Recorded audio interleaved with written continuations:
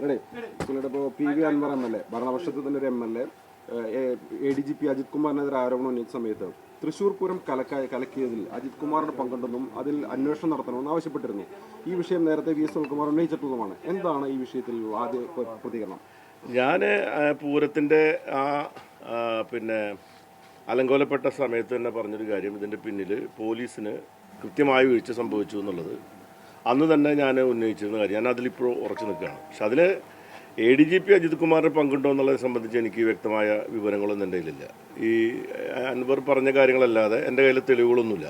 പക്ഷെ എനിക്ക് പറയാനുള്ളത്, ഇപ്പോൾ ഈ ഒരു പ്രത്യേക സാഹചര്യത്തിൽ പറയാനുള്ളത്, തൃശ്ശൂർ പൂരം അലങ്കോലപ്പെടുത്തിയതിൻ്റെ പിന്നിൽ വ്യക്തമായ രാഷ്ട്രീയ ലക്ഷ്യത്തോടു കൂടി ആ പൂരം അലങ്കോലപ്പെടുത്താൻ വേണ്ടിയിട്ടുള്ള ഒരു വലിയ ഗൂഢാലോചന ഉണ്ടായിരുന്നു എന്നുള്ളത് സത്യമാണ്.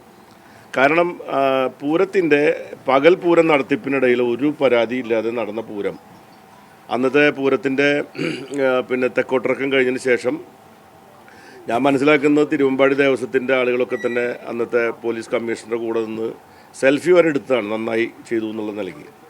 അപ്പോൾ ആർക്കും ഒരു കംപ്ലൈൻറ്റും ഒരു പരാതിയും ഈ പൂരത്തിന് നടത്തിപ്പുമായി ബന്ധപ്പെട്ടില്ലാതെ എല്ലാവരും ഒന്നിച്ച് സഹകരിച്ച് നടക്കുന്ന പൂരം രാത്രി സമയത്ത് പൂരത്തിൻ്റെ മേളം നിർത്തിവെക്കാൻ പറയുക, ലൈറ്റ് ഓഫ് ചെയ്യുക, വെടിക്കെട്ട് നടത്തില്ല എന്ന് പറയുന്ന നാടകീയമായ നിലപാടുകൾ ഉണ്ടാവുകയും BJP സ്ഥാനാർത്ഥി RSSൻ്റെ നേതാക്കന്മാരോടൊപ്പം നാടകീയമായി അതിൻ്റെ പൂരത്തിൻ്റെ ഒരു ചടങ്ങുകളിൽ അതുവരെ പങ്കെടുക്കാതിരുന്ന BJP സ്ഥാനാർത്ഥി നാടകീയമായ ആ സമയത്ത് പ്രത്യക്ഷപ്പെടുകയും ചെയ്തു എന്നുള്ളത് കൂട്ടി വായിക്കുമ്പോൾ അതിൻ്റെ പിന്നിലുള്ള രാഷ്ട്രീയ ഗൂഢാലോചന എല്ലാവർക്കും മനസ്സിലാവും. എന്ന് മാത്രമല്ല, പൂരം അലങ്കോലപ്പെടുത്താൻ വേണ്ടി തീരുമാനിച്ചതും സർക്കാരാണെന്നും അതിൻ്റെ പിന്നിൽ LDF ആണെന്നും പ്രചരണം നടത്തി അന്നത്തെ LDF സ്ഥാനാർത്ഥി എന്ന നിലയിൽ എനിക്കെതിരെയും അല്ലെങ്കിൽ LDFനെതിരെയും ജനവികാരം തിരിച്ചുവിടാൻ വേണ്ടി ശ്രമിച്ച ആളുകളാണ് അന്നത്തെ BJPയും അവിടുത്തെ RSS ഉൾപ്പെടെയുള്ള ആളുകളൊക്കെ തന്നെ. അപ്പോൾ ഈ പൂരം കലക്കുന്നതിന് പിന്നിൽ യാദൃശ്ചികമായി സംഭവിച്ചൊരു കാര്യമാണെന്ന് പറയാൻ പറ്റില്ല. ഇതിനു മുമ്പ് തൃശ്ശൂർ പൂരം നടക്കുന്ന സമയത്ത് തെക്കോട്ടിറക്കത്തിനിടയിൽ ഇവിടെ നിങ്ങൾക്ക് അന്നത്തെ പത്രക്കാർക്കൊക്കെ അറിയാൻ പറ്റും, അന്ന് ലാത്തി ചാർജ് നടന്നിട്ടുണ്ട് ഇവിടെ. ആ ലാത്തി ചാർജിൽ ഗുരുതരമായി പരിക്ക് പറ്റിയിട്ടുള്ള നിരവധി ആളുകളുണ്ടായിട്ട് പോലും പൂരത്തിൻ്റെ നടത്തിപ്പിൽ ഒരു ഭംഗവും വരുത്താതെ വിഘ്നം കൂടാതെ പൂരം നടത്തിയിട്ടുള്ള ചരിത്രമുള്ള തൃശ്ശൂരിൽ ലോക്സഭ ഇലക്ഷൻ്റെ മധ്യത്തിൽ ഒരു പൂരത്തിൻ്റെ പ്രധാനപ്പെട്ട ചടങ്ങുകൾ നിർത്തിവെക്കുന്നതിൻ്റെ പിന്നിൽ പോലീസ് മാത്രമല്ല, പൂരം നടത്തിപ്പുമായി ബന്ധപ്പെട്ട ചില ആളുകളും കൂടി അതിൽ ഉൾപ്പെട്ടിട്ടുണ്ട് എന്നുള്ളത് സത്യമായിട്ടുള്ള കാര്യമാണ്. അപ്പോൾ എനിക്ക് അഭ്യർത്ഥിക്കാനുള്ള കാര്യം, ബഹുമാനപ്പെട്ട മുഖ്യമന്ത്രിയോടും ഗവൺമെൻറ്റിനോടും എനിക്ക് പറയാനുള്ള കാര്യം, അന്ന് ഈ പൂരത്തിൻ്റെ നടത്തിപ്പിൽ ഉണ്ടായിട്ടുള്ള ഈ വീഴ്ചയിൽ പിന്നെ തുടർന്ന് അന്നത്തെ പോലീസ് കമ്മീഷണർ സ്ഥലം മാറ്റിയിരുന്നു. ഒരു പോലീസിൻ്റെ അന്വേഷണം പ്രഖ്യാപിച്ചിരുന്നു. ആ അന്വേഷണ റിപ്പോർട്ട് ഈ സാഹചര്യത്തിൽ പുറത്തുവിടണം. കാരണം ജനങ്ങൾക്കിതിന് സത്യം അറിയാൻ ജനങ്ങൾക്ക് താല്പര്യമുണ്ട്. കാരണം വിശ്വാസപരമായ വിഷയമുണ്ട്, അതോടൊപ്പം തന്നെ രാഷ്ട്രീയമായ കാര്യങ്ങളുണ്ട്. ഒരുപാട് പൂരപ്രേമികളെ വിഷമിപ്പിച്ചൊരു കാര്യമാണ്. ഇവിടുത്തെ പല പൂരപ്രേമികളെക്കാളും കൂടുതൽ പൂരത്തെ സ്നേഹിക്കുന്ന ഒരാളാണ് ഞാൻ. പക്ഷേ ഞാനടക്കം അതിനകത്ത് പ്രതിക്കൂട്ടിലാക്കിയതാണ് ഇവിടുത്തെ ആളുകൾ, ഈ ആളുകൾ. അപ്പോൾ അതുകൊണ്ട് ഈ പൂരം അലങ്കോലമാക്കിയതിൻ്റെ പിന്നിൽ പ്രവർത്തിച്ചവരാരാണ്, ആ പൂരം എങ്ങനെ അലങ്കോലപ്പെട്ടു, അതിന് അലങ്കോലപ്പെടാനിടയാക്കിയ സാഹചര്യം എന്താണ്, അതിൻ്റെ പിന്നിലെ ഗൂഢാലോചന എന്താണ് എന്ന് തുടങ്ങിയ കാര്യങ്ങൾ പുറത്തു വന്നാൽ മതിയാകും. ഏതായാലും ആ പൂരം കലക്കിയതിന് ഗുണഭോക്താക്കളായിട്ടുള്ള ആളുകളാണ് ആ പൂരത്തിൻ്റെ കലക്കിയതിന് പിന്നിലുള്ളതെന്നുള്ള കാര്യം നമുക്കൊക്കെ അറിയാം. അപ്പോൾ അത് പുറത്തു വരണമല്ലോ. അത് ഇന്നല്ലെങ്കിൽ നാളെ പുറത്തു വന്നാൽ മതിയാകും. അപ്പോൾ ഇനിയും പൂരം വരാൻ പോവാണ്. തൃശ്ശൂർ പൂരം എല്ലാ കൊല്ലം നടക്കുന്നതാണ്. ഇതിനേക്കാൾ വലിയ പ്രതിസന്ധി ഘട്ടങ്ങളിലും ഇവിടെ ഞാൻ മന്ത്രിയായിരിക്കുന്ന സമയത്ത് ഒരു പ്രതിസന്ധിയും കൂടാതെ പൂരം കൊണ്ടുപോയിട്ടുള്ളത് ജനങ്ങൾക്ക് അറിയാവുന്ന കാര്യമാണ്. എന്നിട്ട് പോലും ആ തൃശ്ശൂർ പൂരം ഇലക്ഷൻ്റെ മധ്യത്തിൽ യാതൊരു തരത്തിലും അപ്രതീക്ഷിതമായ രീതിയിൽ അങ്ങനെ ഒരു സംഭവത്തിലേക്ക് കൊണ്ടുവന്നെത്തിച്ചത് വളരെ അപലപനീയവും നിർഭാഗ്യകരമായൊരു കാര്യമായിരുന്നു. അതിന് നേതൃത്വം കൊടുത്തവരാരായിരുന്നെങ്കിലും അത് പുറത്തു വന്നേ മതിയാവും. അത് എനിക്കതിനെ സംബന്ധിച്ച് ഞാനിപ്പോൾ നിങ്ങളോട് പറയുന്നത്, ഞാനിപ്പോൾ ഒരു കൃത്യമായ വിവരങ്ങളില്ലാതെ എനിക്ക് അതിനെപ്പറ്റി ഒരു അഭിപ്രായം പറയാൻ ഇപ്പോൾ പറ്റില്ല. പോലീസിന്റെ കൃത്യവിലോപം ഉണ്ടായിരുന്നു. പോലീസിന്റെ കൃത്യവിലോപം രാവിലെ വരെ കൃത്യവിലോപം ഉണ്ടായിട്ടില്ല. രാവിലെ ഇല്ലാത്ത കൃത്യവിലോപം വൈകുന്നേരം ഉണ്ടാവുമെന്ന് എങ്ങനെയാണെന്ന് എനിക്ക് മനസ്സിലായിട്ടില്ല.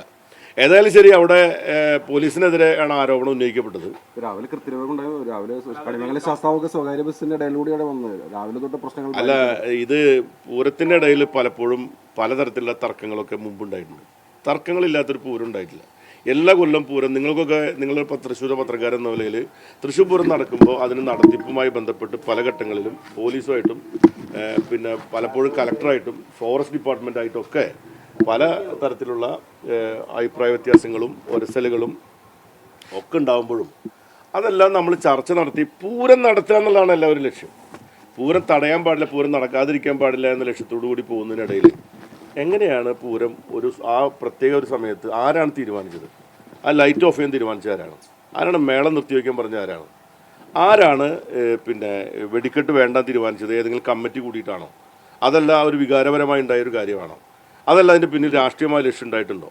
ഇതൊക്കെ പരിശോധിക്കണ്ടേ? ഇതിൽ തൃശ്ശൂർ ലോക്സഭാ തെരഞ്ഞെടുപ്പിന്റെ റിസൾട്ടിൽ പൂരം വിവാദം എത്രത്തോളം നെഗറ്റീവായിട്ടുണ്ട്? അല്ല, പൂരം വിവാദം എന്തായാലും നമുക്ക് ഗുണം ചെയ്തിട്ടുണ്ടാവില്ലല്ലോ.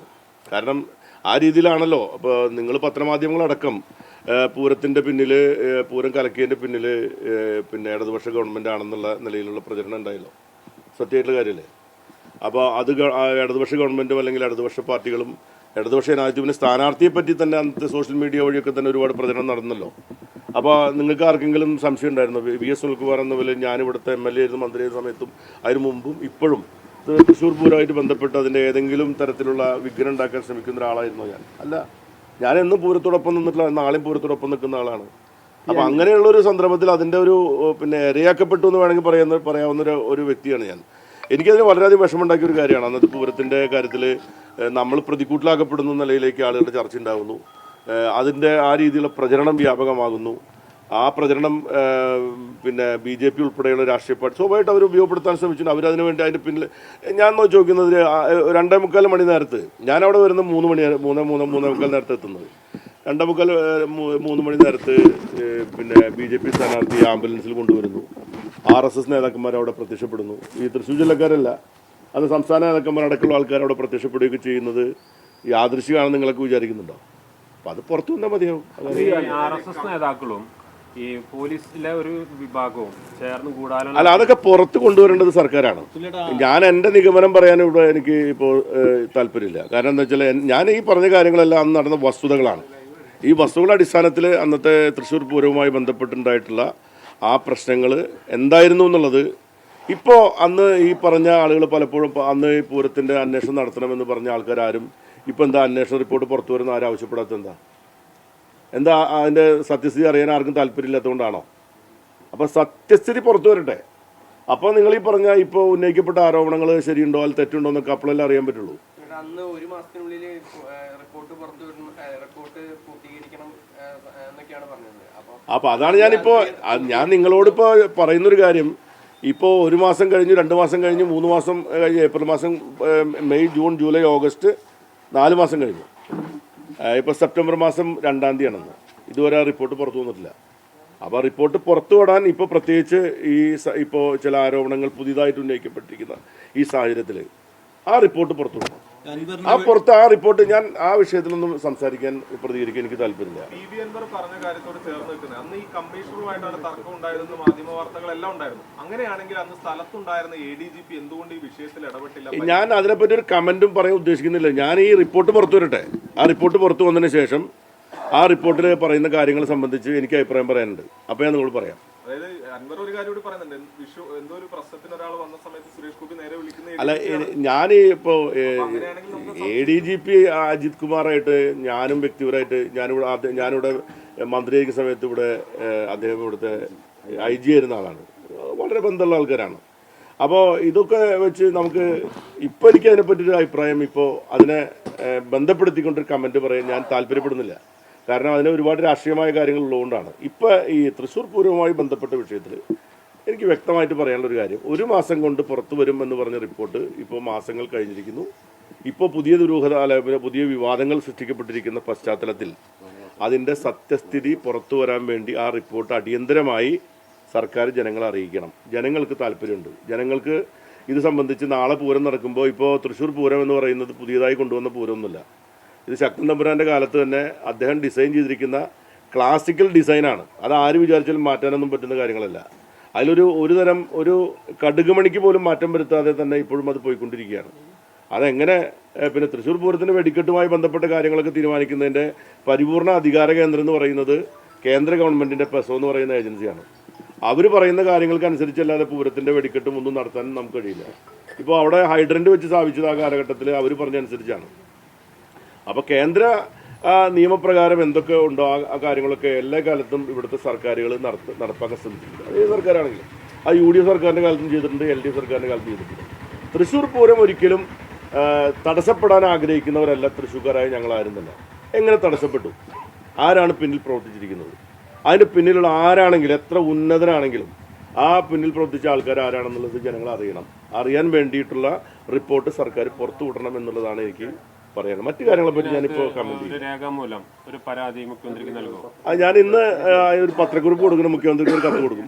ഇന്നത്തെ ഇതിൻ്റെ അടിസ്ഥാനത്തിൽ ഞാൻ മുഖ്യമന്ത്രിക്ക് സംബന്ധിച്ച് ഒരു കത്ത് കൊടുക്കാൻ ആഗ്രഹിക്കുന്നുണ്ട്. ഞാനത് സംബന്ധിച്ച് ഇവിടുത്തെ LDF സ്ഥാനാർത്ഥി ആയിരുന്നു എന്ന നിലയിൽ മുഖ്യമന്ത്രിക്ക് സംബന്ധിച്ച് അടിയന്തരമായിട്ട് ആ റിപ്പോർട്ട് പുറത്തുവിടണം എന്നാവശ്യപ്പെട്ടുകൊണ്ട് അദ്ദേഹത്തോട് ഒരു കത്ത് കൊടുക്കാനാണ്. പുതിയൊരു അന്വേഷണം ആവശ്യപ്പെടുന്നുണ്ടോ? അല്ല, ഈ അന്വേഷണം പറ്റും. ഒരു അന്വേഷണം നടന്നുകൊണ്ടിരിക്കുമ്പോൾ അന്വേഷണ റിപ്പോർട്ട് കേട്ടാലല്ലേ നമുക്ക് പുതിയ അന്വേഷണത്തിന് ആവശ്യമുള്ളൂ. അപ്പോൾ ഇപ്പോഴുള്ള അന്വേഷണത്തിൻ്റെ റിപ്പോർട്ട് അടിയന്തരമായിട്ട് പുറത്തുവിടും. എന്തായാലും ഒരു പോലീസിലൊരു വിഭാഗത്തിന്റെയും പിന്തുണ ഇല്ല, അത് ഞാൻ അന്ന് പറഞ്ഞിട്ടുണ്ട്. ഞാൻ എൻ്റെ വ്യക്തമായ അഭിപ്രായം, പാർട്ടിയുടെ അഭിപ്രായം അന്ന് ഇവിടെ ഉണ്ടായിട്ടുള്ള അനിഷ്ട സംഭവങ്ങളുടെ പിന്നിൽ ചില ഉദ്യോഗസ്ഥന്മാരുടെ നിലപാടുകൾ അന്ന് പ്രത്യേകിച്ച് അന്ന് ഉണ്ടായിരുന്ന കമ്മീഷൻ അടക്കമുള്ള ആളുകളുടെ നിലപാടുകളെ സംബന്ധിച്ച് ജനങ്ങൾക്കിടയിൽ പ്രതിഷേധം ഉണ്ടായിരുന്നു. അത് കൈകാര്യം ചെയ്തതിലുണ്ടായിട്ടുള്ള പാളിച്ചകളെ സംബന്ധിച്ചും അന്ന് ചർച്ചകളുണ്ടായി. ഇതൊക്കെ അന്വേഷിക്കാനാണല്ലോ സർക്കാർ ഒരു കമ്മിറ്റി വെച്ചിരിക്കുന്നത്. അവരന്വേഷിക്കട്ടെ, ആ അന്വേഷണ റിപ്പോർട്ട് പുറത്തുവിടണം. അതെനിക്കറിയില്ല ആരാണ് അന്വേഷണം നടത്താൻ പോയിട്ടുള്ളത്. എനിക്കറിയാം. എന്നിട്ട് പോലീസിന്റെ അന്വേഷണം അതിനെ സംബന്ധിച്ചുണ്ടായിരുന്നു. സർക്കാർ നിയോഗിച്ചിട്ടുള്ളതാണ്. മുഖ്യമന്ത്രി തന്നെ അന്ന് ക്യാബിനറ്റിൽ തന്നെ തീരുമാനിച്ചതെന്നാണ് എൻ്റെ ധാരണ. അന്ന് K. രാജൻ അടക്കമുള്ള ആൾക്കാർ എന്നെ വിളിച്ച് പറഞ്ഞത് ഇത് കമ്മീഷൻ മാറ്റാൻ തീരുമാനിച്ചു എന്നും ഈ പുതിയൊരു അന്വേഷണം നടത്താനും തീരുമാനിച്ചു എന്നാണ്. ആരൊക്കെയാണ് അങ്ങനെ അന്വേഷണത്തിലുള്ളതെന്ന് എനിക്കറിയില്ല. ഇനി ആരന്വേഷിച്ചാലും ശരി ആ റിപ്പോർട്ട് പുറത്തു വരട്ടെ, എന്നാലേ നമുക്ക് അതിനെപ്പറ്റി ഇത് ചേരയാണോ മൂർഖനാണെന്ന് പറയാൻ പറ്റുള്ളൂ. മുഖ്യമന്ത്രിക്ക് ഇപ്പോൾ ഒരു കത്ത് കൊടുക്കുന്നു പറഞ്ഞല്ലോ, ഏത് തരത്തിലുള്ള അന്വേഷണമാണ് ആവശ്യപ്പെടുന്നത്? അല്ല, ഞാൻ അന്വേഷണമല്ല ആവശ്യപ്പെടുന്നു. ഞാൻ അന്വേഷണ റിപ്പോർട്ട് പുറത്തു വരണം എന്ന് പറഞ്ഞുകൊണ്ട് മുഖ്യമന്ത്രിക്ക് കത്ത് കൊടുക്കും. പോലീസിലെ തന്നെ ഉന്നതര പ്രതിസ്ഥാനത്ത് നിൽക്കുമ്പോൾ അവരന്വേഷിച്ചൊരു അന്വേഷണ റിപ്പോർട്ടിൽ അത് ഞാൻ പറഞ്ഞിട്ട് ഞാനിപ്പോൾ ഈ പുതുതായിട്ട് വെച്ച കമ്മീഷൻ അല്ലല്ലോ, കമ്മിറ്റി അല്ലല്ലോ, നേരത്തെ വെച്ച കമ്മിറ്റിയാണല്ലോ. അപ്പോൾ ആ നേരത്തെ വെച്ച കമ്മിറ്റിയുടെ റിപ്പോർട്ട് പുറത്തു വന്നാൽ നമുക്ക് മനസ്സിലാക്കാൻ കഴിയും ആ റിപ്പോർട്ടിനകത്ത് സത്യമാണോ പറഞ്ഞിരിക്കുന്നത് എന്നുള്ള കാര്യം അറിയാൻ. ഇവിടുത്തെ ഒരു ഈ പൂരവുമായി ബന്ധപ്പെട്ട എല്ലാ നടത്തിപ്പിലും നേരിട്ട് ബന്ധപ്പെടുന്ന ഒരു വ്യക്തി എന്ന നിലയിൽ ആ റിപ്പോർട്ട് പുറത്തു വന്നാൽ അതിനകത്ത് സത്യമുണ്ടോ അസത്യമുണ്ടോ എന്ന് മനസ്സിലാക്കാൻ ഞങ്ങളെപ്പോലുള്ള ആൾക്കാർക്ക് കഴിയും.